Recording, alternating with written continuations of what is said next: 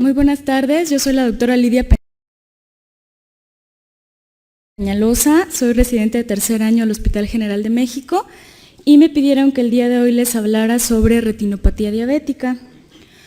Bueno, para comenzar este tema pues es muy extenso, generalmente es uno de los temas que tanto en la oftalmología general como en la subespecialidad de retina pues es la que más acapara porque pues un alto porcentaje de los pacientes presentan esta patología. Tenemos que, bueno, todos ya sabemos que la diabetes es un problema de salud pública que va en aumento y que, bueno, de acuerdo a las últimas cifras o a las cifras que se van dando año con año, se tiene que el número de pacientes con diabetes va a aumentar. Las causas pues son diversas, desde el aumento poblacional, los factores que tienen que ver con la herencia, la mayor expectativa de vida que tienen los pacientes y por tanto la presentación de enfermedades crónico-degenerativas con mucho mayor frecuencia, los hábitos de alimentación y el sedentarismo. Esta diabetes se asocia comúnmente al síndrome metabólico y se ha visto que actualmente afecta a individuos que están en edad laboral. Nosotros, bueno, en el hospital tenemos experiencia de pacientes diabéticos tipo 2, incluso niños, o pacientes muy jóvenes de 30 años en adelante. Esta, como les decía, esta incidencia pues sigue en aumento. Una de las complicaciones de la diabetes pues es la retinopatía diabética, que es el tema que nos atañe el día de hoy. Esta es una causa importante de disminución y de ceguera. En Estados Unidos es la segunda causa de ceguera legal y tiene una incidencia mundial que va del 2 al 6%. Dentro de las enfermedades del ojo, pues incluye un porcentaje bastante importante. En México, pues bueno, tenemos que, de acuerdo a nuestras cifras de población, casi 85 millones de habitantes son mayores de 20 años y en nuestro país se encuentra una incidencia de 7% de diabéticos, de acuerdo a esta encuesta nacional del 2006. Se ha estimado que existen casi 6 millones de diabéticos y de ellos casi 3 millones tienen algún grado de retinopatía. De los cuales los que se encuentran en retinopatías diabéticas no proliferativas son casi 2 millones y más de 300,000 con retinopatía diabética proliferativa.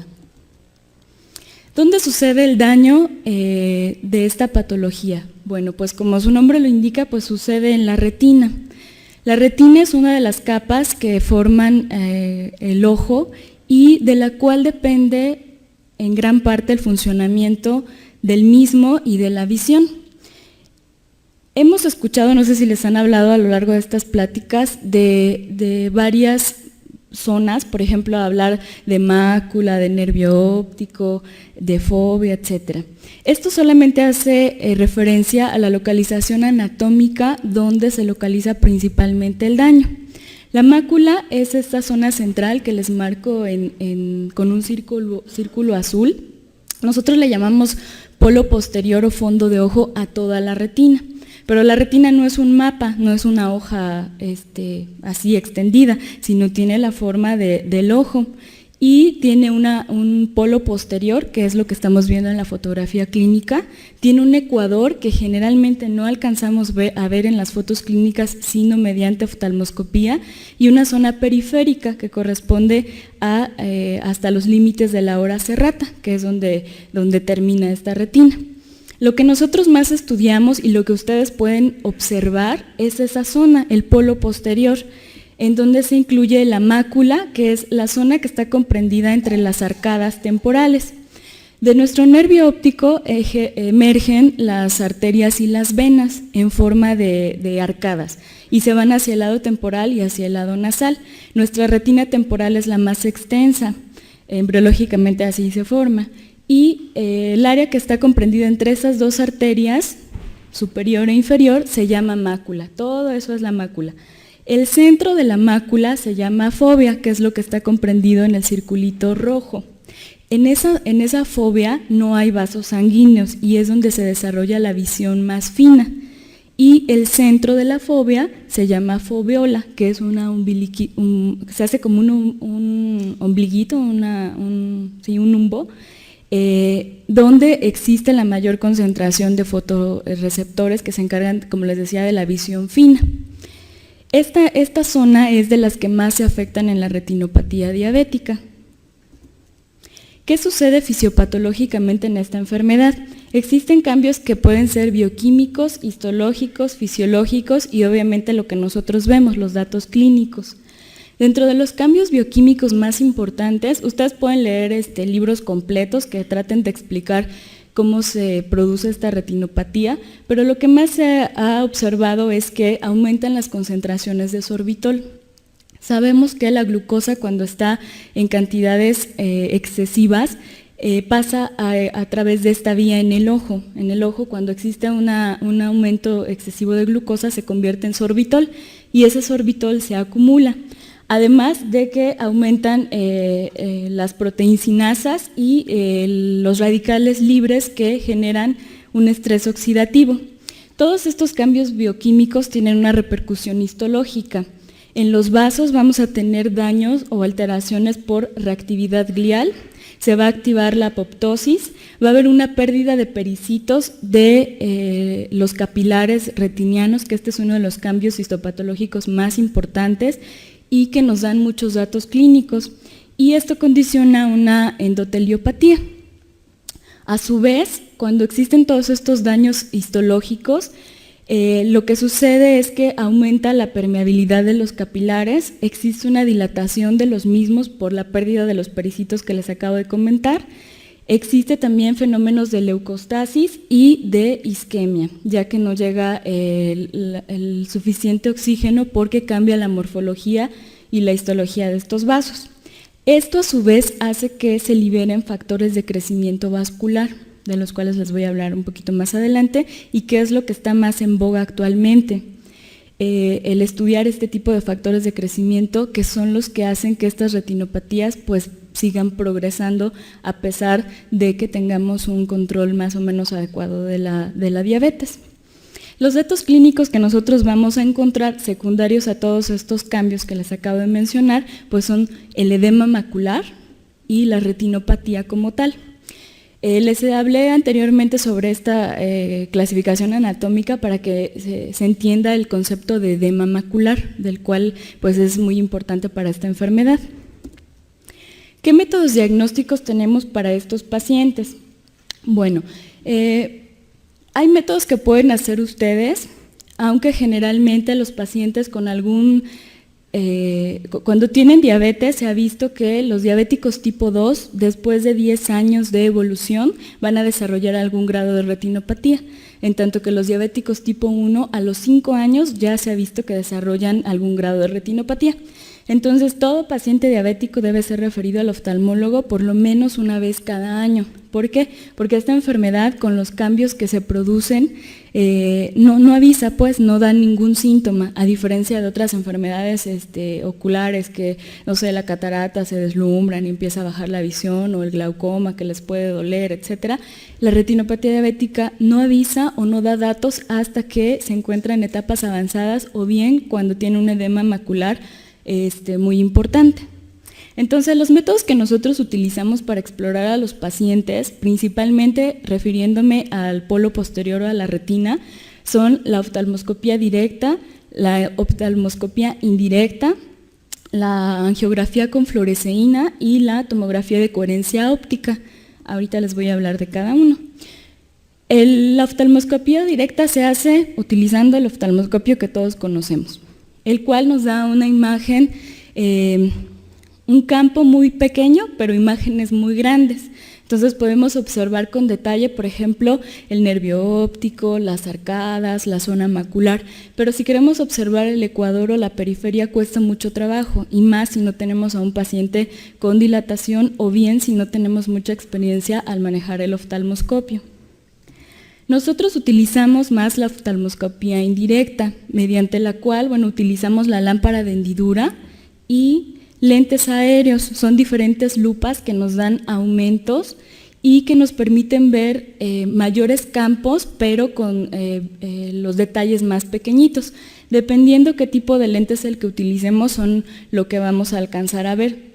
pero generalmente con este tipo de oftalmoscopía podemos estudiar toda la retina. También existe este tipo de oftalmoscopio indirecto, el cual es portátil, no necesitamos una lámpara de hendidura, y lo que hace es concentrar una luz, y también utilizamos una lupa un poquito más grande, que es de 20 dioptrías y que nos ayuda a valorar el fondo de ojo por completo. Lo único es que, bueno, son muy caros, no todos podemos tener uno, pero nos da una muy buena visión del polo posterior o del fondo de ojo. Ahí estamos, así se utiliza el oftalmoscopio indirecto, tiene una luz que sale de la parte central, y con la lupa nosotros nos enfocamos y ahí nos da una imagen. Todas estas lupas nos dan imágenes inversas. El otro estudio del cual echamos mano para estudiar esta enfermedad es la angiografía con fluoresceína. Este es un estudio mediante el cual estudiamos la circulación tanto de la coroides como la circulación retiniana. En este estudio nosotros inyectamos al paciente un medio de contraste que es la fluoresceína y tomamos fotografías en diferentes tiempos con un filtro especial que nos hace ver estas tomas donde vemos cómo se van llenando los vasos, las arterias, las venas, del inicio desde la coroides, y ahí podemos ver los defectos que se producen en los capilares y todo lo que les voy a comentar más adelante. Esta es una foto de mi hospital. Ahí vemos cómo se pintan todas las venas, las arterias, y la zona del centro que se ve oscura, esa es la fóvea, que normalmente no tiene vascularización. Otro de los estudios es el OCT, o tomografía de coherencia óptica. Este es uno de los más recientes que utilizamos, que principalmente lo usamos para estudiar la mácula. Este estudio tiene una definición que puede llegar incluso a las 10 micras y que nos da como si fuera un corte histológico.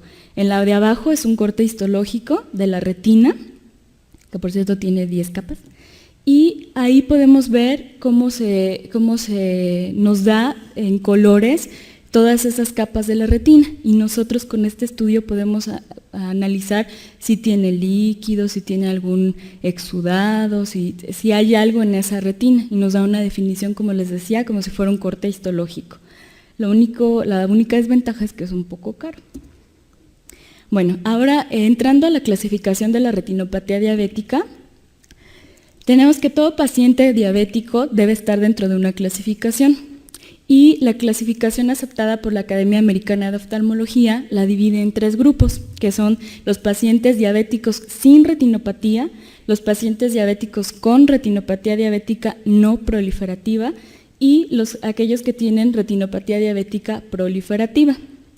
Dentro de la retinopatía diabética no proliferativa, la clasificación actual la divide en leve, moderada y severa. Y la proliferativa solo hace alusión a la presencia de neovascularización. Y esta neovascularización puede complicarse presentando hemorragias vítreas, desprendimientos de retina o glaucomas neovasculares.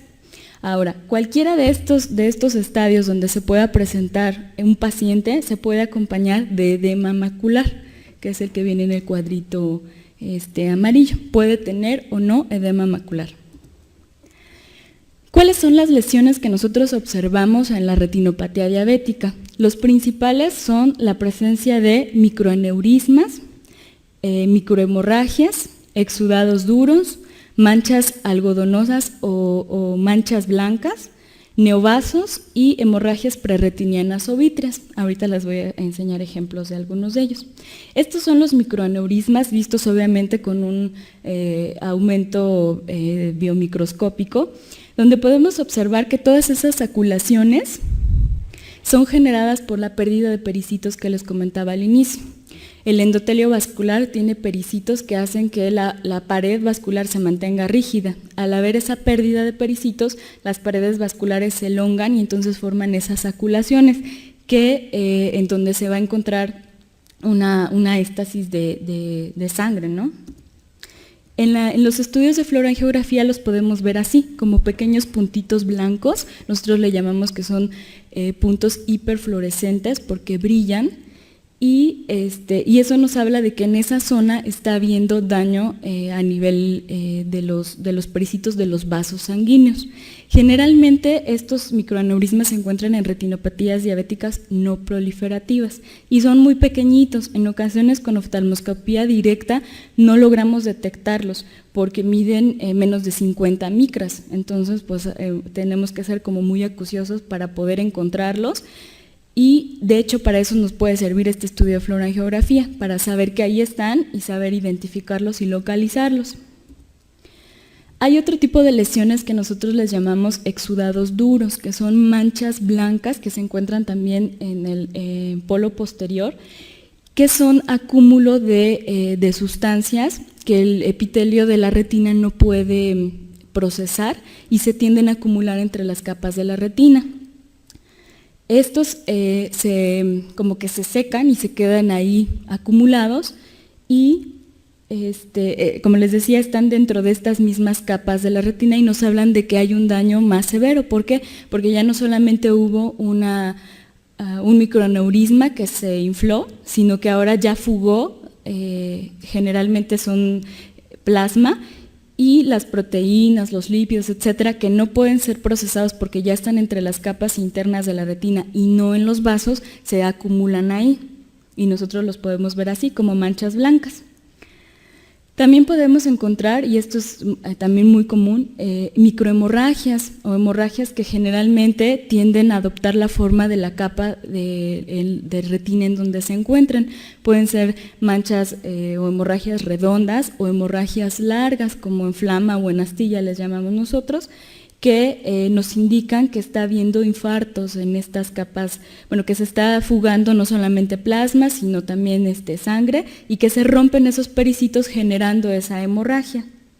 Este es un cuadro obviamente mucho más avanzado y ahí podemos observar las manchitas blancas que son exudados duros, y las hemorragias generalmente afectan más al polo posterior, o sea, la parte central de nuestra retina. Las microhemorragias, como les decía, pueden ser localizadas en las partes superficiales o más profundas de la retina. Otro de los datos son las manchas algodonosas. Estas se encuentran, igual se ven manchas blancas, pero literalmente se ven como bolitas de algodón. Y esto nos habla de que está habiendo microinfartos en la capa de fibras nerviosas de la retina.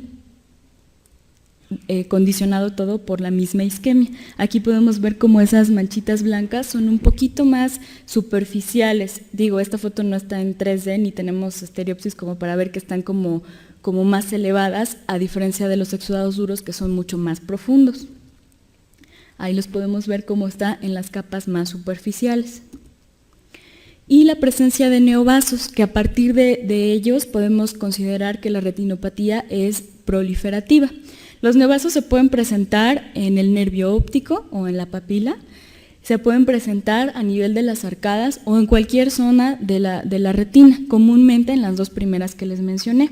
Y vamos a observar cómo en la parte inferior se empiezan a hacer como uniones, como arquitos entre los nuevos vasos que se forman, que son vasitos defectuosos y que se dan por la liberación excesiva de factores de crecimiento endotelial vascular.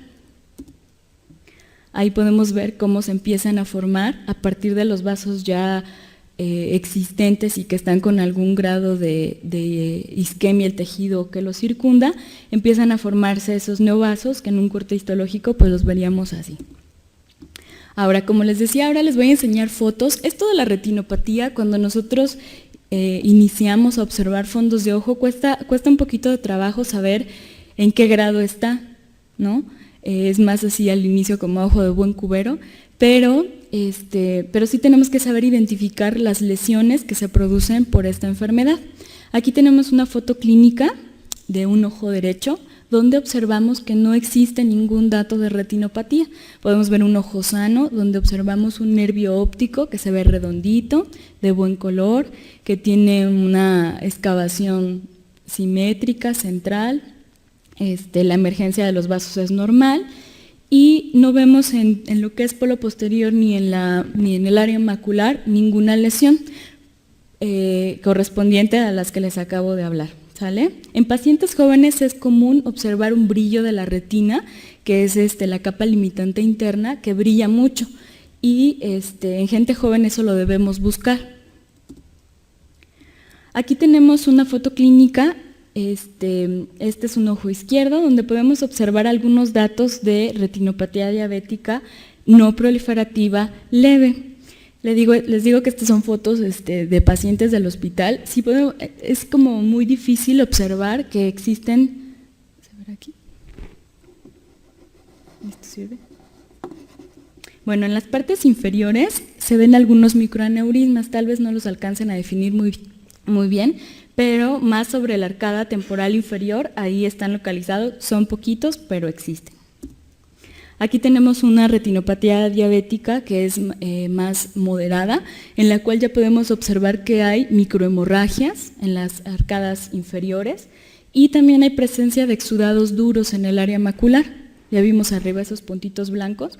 Cuando ustedes vean un fondo de ojo deben buscar eso, deben buscar seguir el trayecto de los vasos y ver si alrededor, porque generalmente se producen estos hemorragias o estos exudados alrededor de los vasos y muy cerca de ellos está la zona de fuga.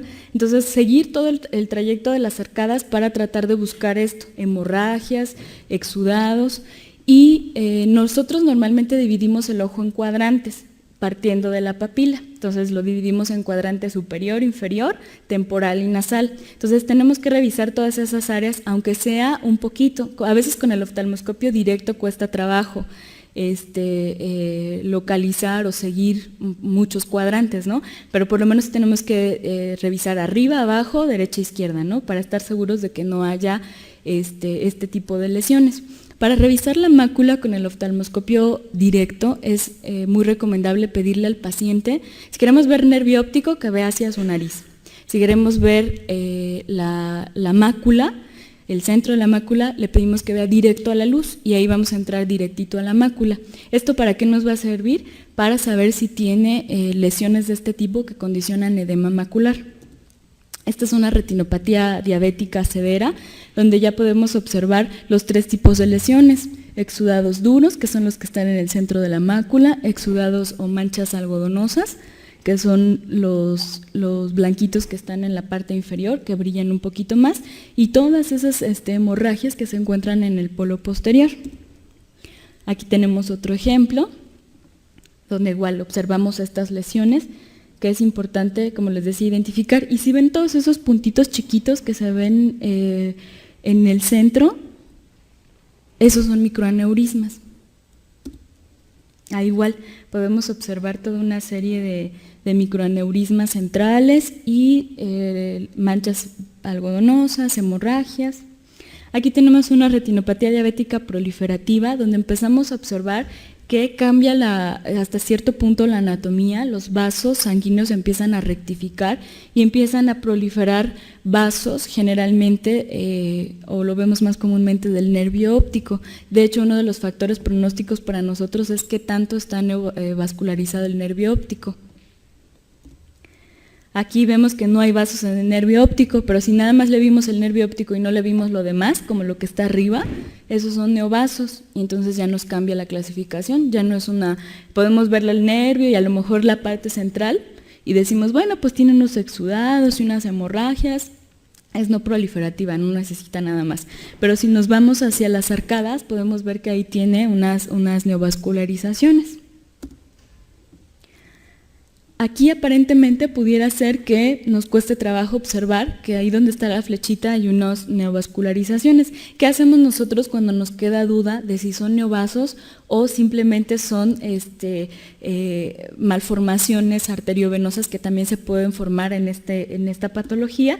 Pues bueno, hacemos un estudio de fluorangiografía, que es del mismo paciente, donde podemos observar cómo la fluoresceína es lo que va pintando todas las arterias y las venas, y vemos cómo en el centro forma todos esos como copos de nieve. Todos esos son microaneurismas y nos está hablando que ahí hay isquemia, que ahí hay zonas donde no está llegando adecuadamente el oxígeno, y en la parte donde nos quedaba duda, ahí se ve como un manchón blanco. eso nos habla de que hay fuga. Cuando el medio de contraste fuga de un vaso, quiere decir que es un neovaso, un vaso que está mal formado y a través del cual se fuga todo el medio de contraste.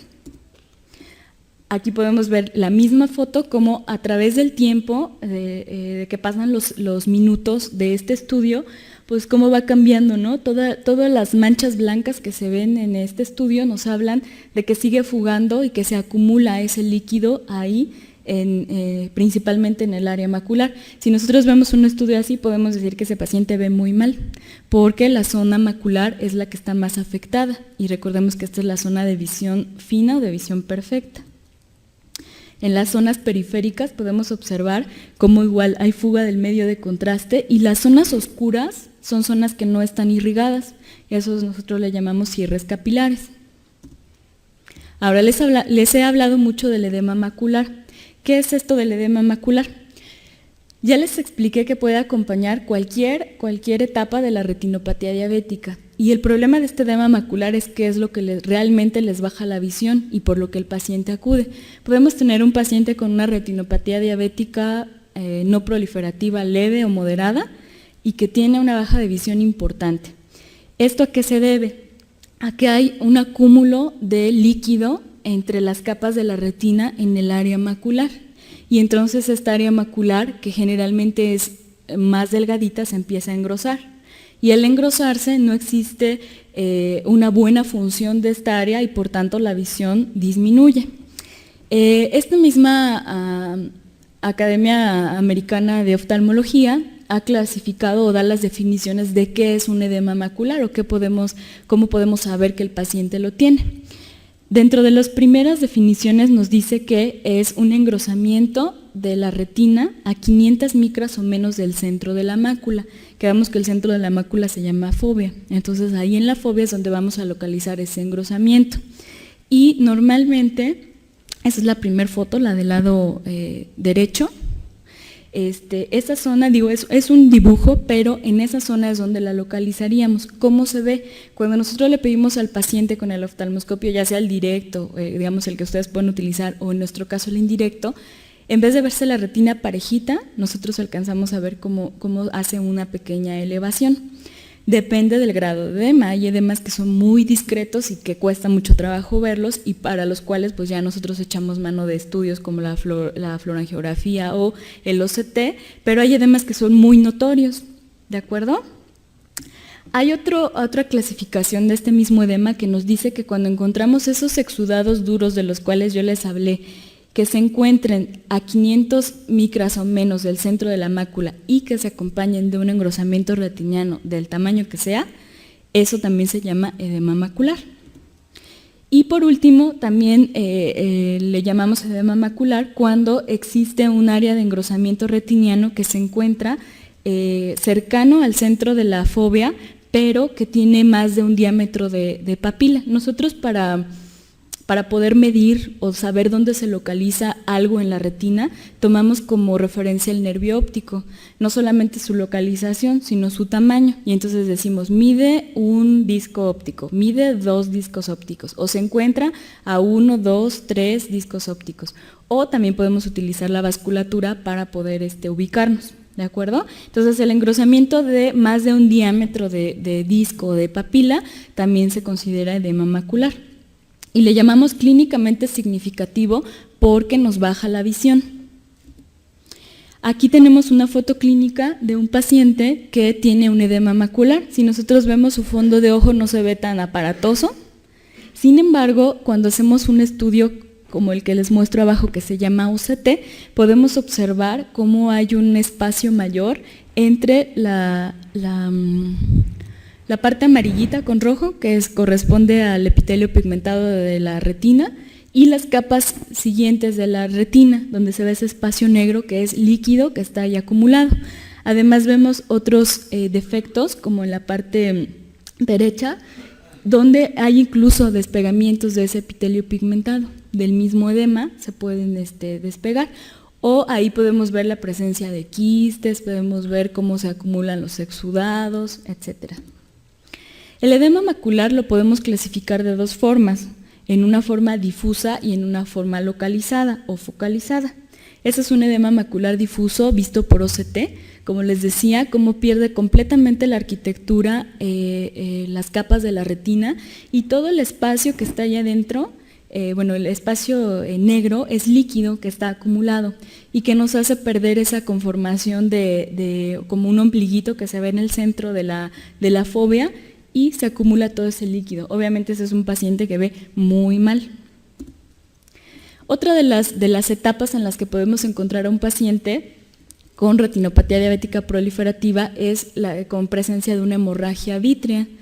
¿Qué sucede? Que esos vasitos que nosotros observamos y que a lo mejor no les dimos tratamiento en su momento, o no sé, a veces los pacientes no vuelven, etcétera, sangran con mucha facilidad y entonces la sangre impregna al vítreo y pues ya no nos deja ver nada, ¿no? Ni ellos ven, ni nosotros vemos. Esta es una foto de una hemorragia vítrea, no se ve nada, dilatamos al paciente y se ve rojo, rojo, rojo, ¿no? Hay hemorragias vítreas que evolucionan hacia su resolución, o sea que dejamos pasar tiempo y poco a poco se van reabsorbiendo, mientras el paciente no vuelva a sangrar. Pero hay hemorragias vítreas que se condensan y ahí se quedan, hacen como un coágulo, impregnan demasiado del vítreo y entonces hay que darles otro tratamiento. Una de las complicaciones más frecuentes y más temidas son los desprendimientos de retina. En el caso de los diabéticos producen desprendimientos de retina traccionales y también mixtos, quiere decir que pueden tener un desprendimiento de retina seroso acompañado de tracciones o puramente traccional, en el cual todas esas zonas blancas son tejido que se empieza a formar, tejido fibroglial, donde algunas capas de la retina comienzan a cambiar y forman esos, que literalmente son cordones que empiezan a jalar la retina hasta desprenderla. Y otra de las complicaciones que también son muy frecuentes son el desarrollo de glaucoma neovascular. ¿Qué sucede cuando la isquemia que se presenta en la retina es tan severa? Pues que el ojo empieza a producir vasos a todos los niveles y entonces uno de los datos que podemos observar en los pacientes es un signo que se llama rubeosis iridis, en la cual nosotros podemos ver vasos sanguíneos en el iris que poco a poco van avanzando desde el centro del rodete pupilar hacia la periferia y entonces tapan el ángulo iridocorneal y esto genera que se tape la malla trabecular y que no existe un adecuado drenaje. La presión empieza a aumentar y generalmente estos son ojos con muy mal pronóstico, que cuando llegan así, llegan con visiones de percepción de luz o menos. Muy bien. ¿Hasta dónde voy? Bueno, ya hablamos de la clasificación, ya sabemos cómo identificar a un paciente, qué datos debemos de buscar ustedes a sus pacientes sin dilatar, obviamente, con una lámpara o con su mismo oftalmoscopio pueden tratar de enfocarse un poquito en el iris y buscar si tienen esos vasos. Hay vasos que son muy chiquitos y que no van a ser perceptibles, que solo los podemos ver nosotros con lámpara de hendidura, pero hay otros vasos o grados de rubeosis iridis que se ven a simple vista, ¿sale? Entonces siempre buscar eso en los pacientes. Ahora, el tratamiento. El tratamiento de la retinopatía ha evolucionado, hay muchísimas pautas de tratamiento actuales, pero el gol estándar para esta enfermedad sigue siendo la fotocoagulación con láser. Este láser se indica en pacientes con retinopatía diabética proliferativa. De acuerdo a los estudios que se han hecho recientemente, los estudios del EDTRS, que es el que más va dictando las normas a través de esta enfermedad, ha demostrado que fotocoagular a pacientes que tienen grados de retinopatía diabética no proliferativa, puede ser severa o moderada, no tiene ningún efecto. O sea, si nosotros fotocoagulamos antes a un paciente, no le evitamos que pueda seguirse complicando. Entonces, ¿a quiénes sí fotocoagulamos? Aquellos que tienen neovasos donde sea, ¿sale? En papila, en las arcadas, en el iris. Hay pacientes que a veces no tienen neovasos en retina, pero sí tienen rubeosis, y entonces ese es un dato que nos indica que debemos iniciar la fotocoagulación porque la isquemia está siendo muy severa. Este láser, bueno, se da con un aparato especial y lo que hace es crear una necrosis coagulativa de las capas de la retina. Se hace de manera selectiva, evitando obviamente dar a los vasos sanguíneos, pero lo que tratamos es de disminuir el el área como tal, la superficie de la retina, para que el oxígeno que queda se distribuya mejor entre las zonas de retina que todavía quedan pues, funcionales, ¿no? Normalmente una sesión de láser, una buena sesión de láser incluye de 1200 a 1600 disparos. Estas son más cuestiones técnicas, pero lo importante es que bueno, nosotros debemos respetar la mácula, debemos respetar el nervio óptico, ¿sale? Eso no se fotocoagula. Aquí les enseño un esquema de cómo se va a iniciar la fotocoagulación, la dividimos en esas zonas y generalmente damos 3 sesiones de láser. Los puntitos amarillos, los negros y los cafecitos nos hablan de las zonas que podemos iniciar a fotocoagular. Ya ahí depende de cada oftalmólogo y de cada caso cómo se haga la fotocoagulación. Hay quien lo hace en 3 tiempos o en 2 tiempos. Esta fotocoagulación se ha visto que es lo único que disminuye la pérdida visual, ya sea por edema macular o por neovascularización. Ahí tenemos una fotocoagulación terminada hasta el ecuador. Si el paciente sigue con datos de isquemia, entonces fotocoagulamos la retina periférica, que es lo que nos sobra. Otra de las pautas de tratamiento, y que son de lo más nuevo que se ha utilizado y de lo cual podríamos dar una plática completa, es el uso de antiangiogénicos. Estos antiangiogénicos son anticuerpos monoclonales humanizados que lo que hacen es inhibir o disminuir la unión de este factor de crecimiento endotelial vascular a su receptor. Cuando les hablé al inicio de la fisiopatología les comenté que debido a todo este estrés oxidativo, el acúmulo de sorbitol, etcétera, existe la síntesis de muchos factores de crecimiento. Uno de los principales que se ha visto que tiene relación con esta patología es que se llama factor de crecimiento endotelial vascular. Entonces, las investigaciones más recientes se han enfocado en ver cómo podemos inhibir a este factor de crecimiento. Si lo inhibimos, evitamos que se siga produciendo una neovascularización y al mismo tiempo se ha visto que tienen un efecto muy bueno para el edema macular. Recordemos que la mácula no la podemos tratar con láser, al igual que toda la retina. Sí le podemos dar láser, pero cuando está focalizado el edema, o sea, unos puntitos muy chiquitos, y mediante estudios de control como la fluorangiografía. Pero cuando la retina está muy hinchada, le pueden dar ustedes el láser que quieran y de todos modos no va a funcionar, y al contrario, va a edematizar más la retina. Entonces, ¿qué utilizamos en los pacientes que tienen edema macular? Generalmente utilizamos antiangiogénicos, cuya aplicación es intravítrea. Les ponemos una inyección de este tipo de antiangiogénicos, de los más conocidos o de los que más se utilizan son 2, uno que se llama bevacizumab y otro que se llama ranimizumab.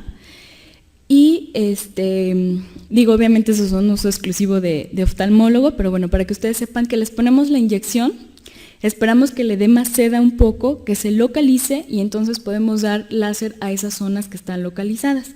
Cuando les ponemos las inyecciones de antiangiogénicos a estos pacientes, la visión les mejora muchísimo porque el edema disminuye, pero si no terminamos el tratamiento, volvemos a lo mismo, ¿no?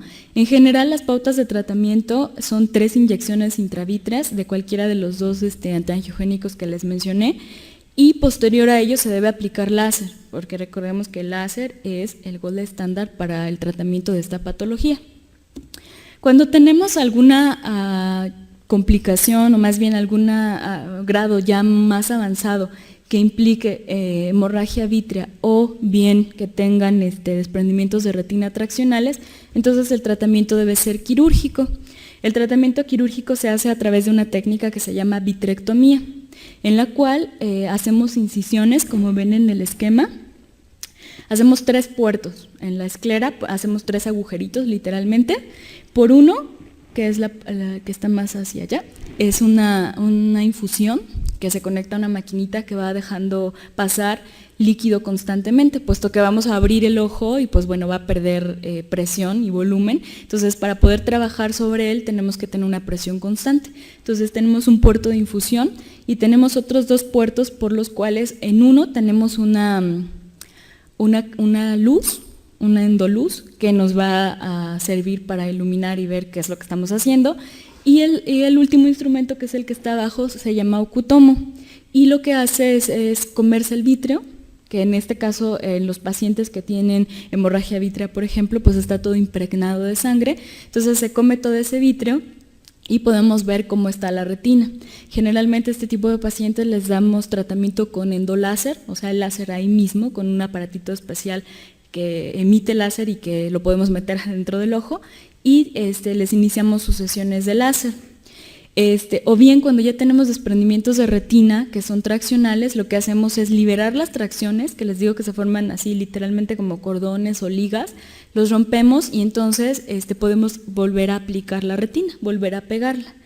El pronóstico cuando los pacientes tienen solo hemorragia vítrea pues es relativamente bueno porque les quitamos lo que les estorba para ver y les podemos dar su tratamiento de láser, no así cuando ya tienen desprendimientos de retina, porque una retina que se desprende, que no tiene una función adecuada por algún tiempo, pues pierde sus capacidades, sus propiedades y pues ya no tenemos una visión adecuada.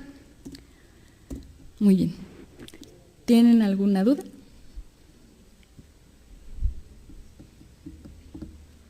¿No?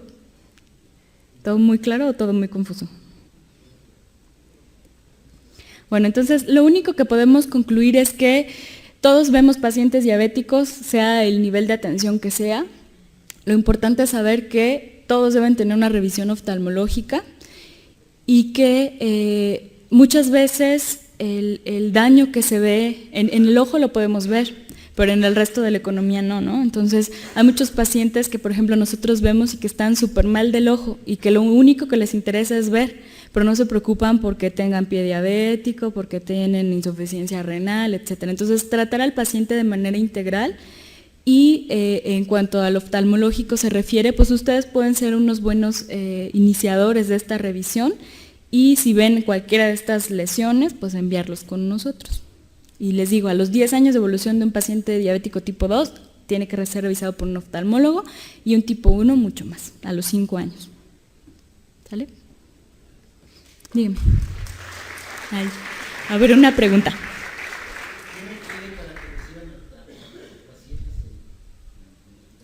¿Qué tiene qué? ¿Qué requisitos son necesarios para recibirlos? Nosotros manejamos a nivel de nuestras unidades, la clínica de diabetes. Cuando enviamos a nuestros pacientes, ¿pero de qué institución me habla? Para revisar fondo de ojo, porque tiene este problema. Nosotros no tenemos la facilidad de hacer un examen preciso. Claro, sí. Pues miren, en nuestro hospital realmente es fácil.